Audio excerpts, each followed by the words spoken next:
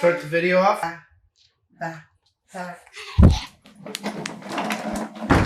Jesus Christ, kid. Jesus Christ, kid. Well, it's now the moment some have been waiting for, I guess. We are going to be tearing this out. Okay, we might be tearing the motor out, but we are definitely going to be inspecting the rods and everything in this video. I say that with a question mark because I'm not entirely too sure. There's still a lot I have to disconnect and take off, removing the motor as far as removing the motor goes. So that's why I'm seeing what we're going to be doing here. Welcome back to the Z episodes. I guess the goal, the premise with this car, some have made comments on that, you know, why did I buy an automatic 350Z? Well, the answer is simple. For one, I know the problem is, well, I have a really good idea what the problem is. And if it is what I think it is, it's not going to be too bad of a fix. And even if I have to replace the motor, I still got a pretty good deal on it that when I do go to resell it later on, I'm not going to break even. I'm still going to make some money off it. And that's kind of my journey right now, is flipping somewhat or cool cars, I guess, or more specifically, importing vehicles from Japan. Well, anywhere really. I'm working on the process with that. However, I still need some more capital. So this is kind of where I'm starting. All right, enough beating around the bush. I'm going to get this car jacked up and start getting some things taken apart. All right, and today we do have a sponsor for the channel. It is this Renegade ceramic coating. I showed you guys this in a shorts that I posted not too long ago where I did spray down the 240 a little bit. And surprisingly enough, or not really, it's Texas, but we did have some rain and I sprayed this whole side. Water's only building up on top there. So it's definitely doing its job. But I have the link here in the video to some of their products. So head on over there, help support your channel, treat yourself to something nice for your car, and let's get back to the video. I feel like it was important to record the fact that I'm jacking up the car because maybe some people don't know how to do it. And that's what I'm here for, is to show you guys exactly how to do it. So the first step is to start by jacking up the Z. I also like to take this moment to, admire the fact that my brand new jack stands that I bought a whole set, by the way. You'll see here in a second, but they are blue from when I painted the 240. Yeah. I don't really give a damn. I just get shit done. But here I go ahead and inspect the damage, I guess. That's probably why it was knocking, is lack of maintenance. And then I'm kind of showing here some stuff that you need to take off. I'll dive into this more later in this video. But this is like secondary subframe needed to come off, and I was just kind of like trying to show it, but it wasn't really working out. I did, however, show how jacked up these control arms are. Those bushings are gone. They're not even there anymore. So that's a problem I got to fix too. And then the ball joints are pretty worn. So since I'm going to be under there again, might as well fix those, I guess. So I show mostly the top side here. I went through the footage of underneath the car and being on my back and the car not being on the lift. It just didn't look good enough for me. Like, it was dark. It was super, super close up, like action. Just, I don't know. It just, to me, it didn't sit right. So I didn't include it. So take the brace off there, right? Get that off, and then a lot of the stuff on top is mostly electrical. I think there's very few what do you call it, like things to actually take off of this thing. Like a big part of this job is that whole front end. If you were, I don't even think you could pull this motor without what do you call it? Like taking the whole front end off. If somebody's done it, drop it in the comments or something. Like, hats off to you if you did, because I don't know, it just seems like a pain in the ass for me. The whole front end just comes off. Makes it easy. This is one of my favorite tools, by the way. This little pry bar pick that I bought. I absolutely love this tool for like connectors and the little like snap-on things there for the wiring, and it works super, super well. and I got a story about it too. I'm going to talk about that later. But here we get more more of the grounds off. There's 2 grounds on the motor there. Always put your bolts back. If they have a home to go to and they can go to it, put them back. Don't put a bag for everything. You're going to get disorganized, or at least I do. Like I used to put everything in a bag and label it. Now I only do it for certain things. This is my stepdaughter, Riley. She really want to be included. So say hi to Riley. She wants to do YouTube herself.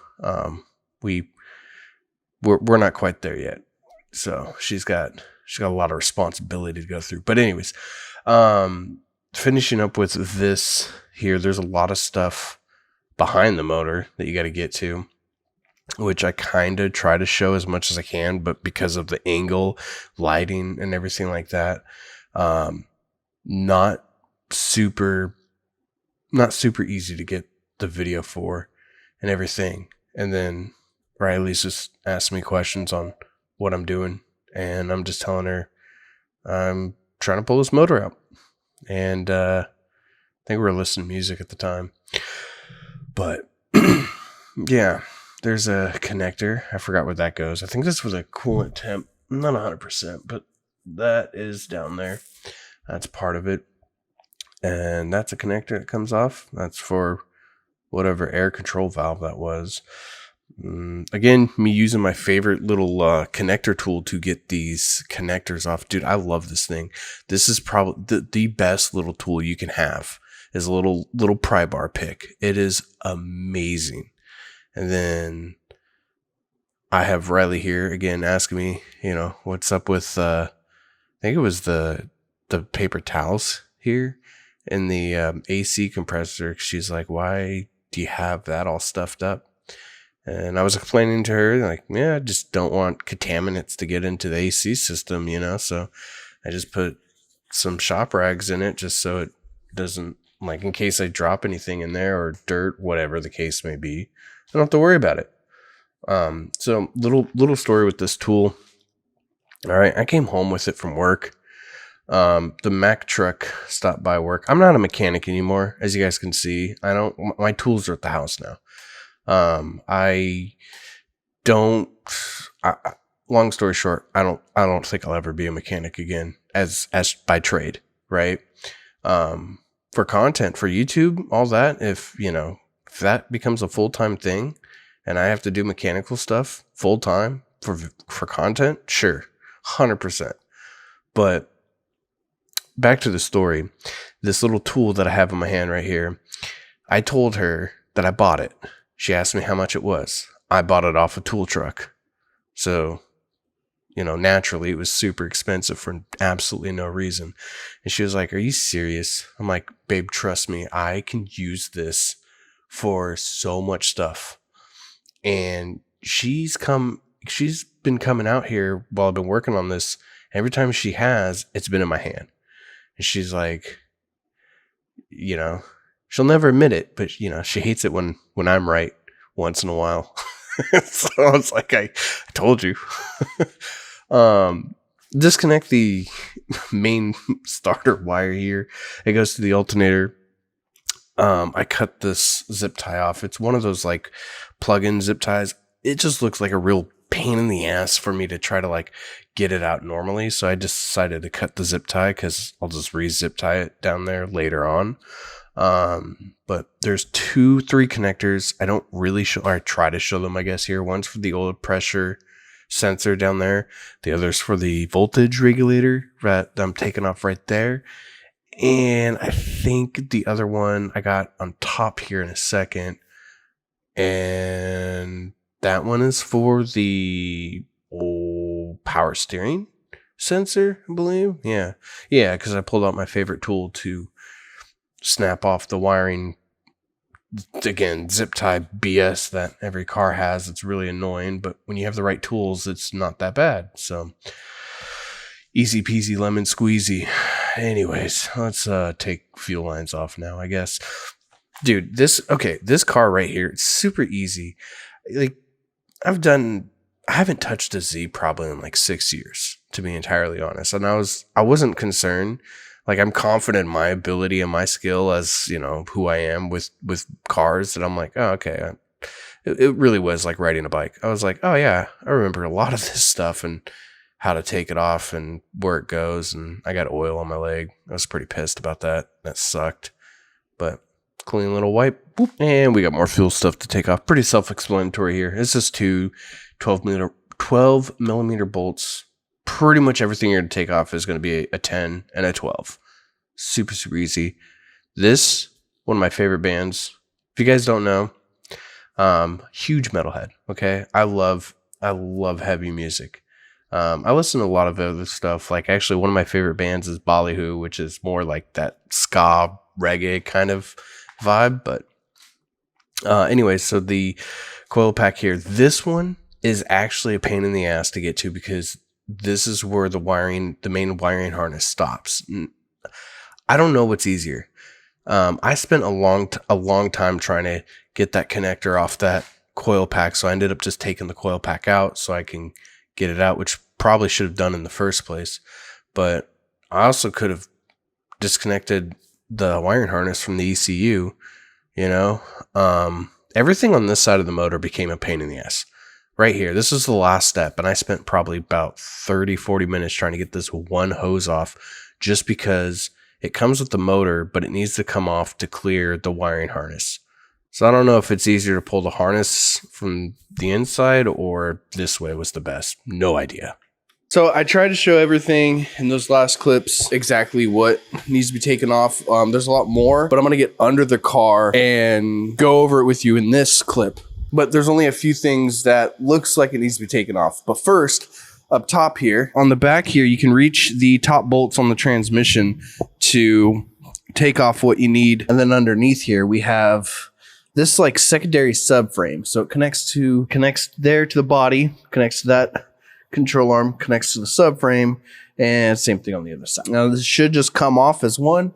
The motor is mounted to the subframe, so I don't have to worry about that falling on me. And then the transmission has its own mount bracket as well. That is the reason why we need to pull this down, is because we need to access the bolts here for the flex plate, I guess, for the torque converter, so we can pull the motor out without damaging.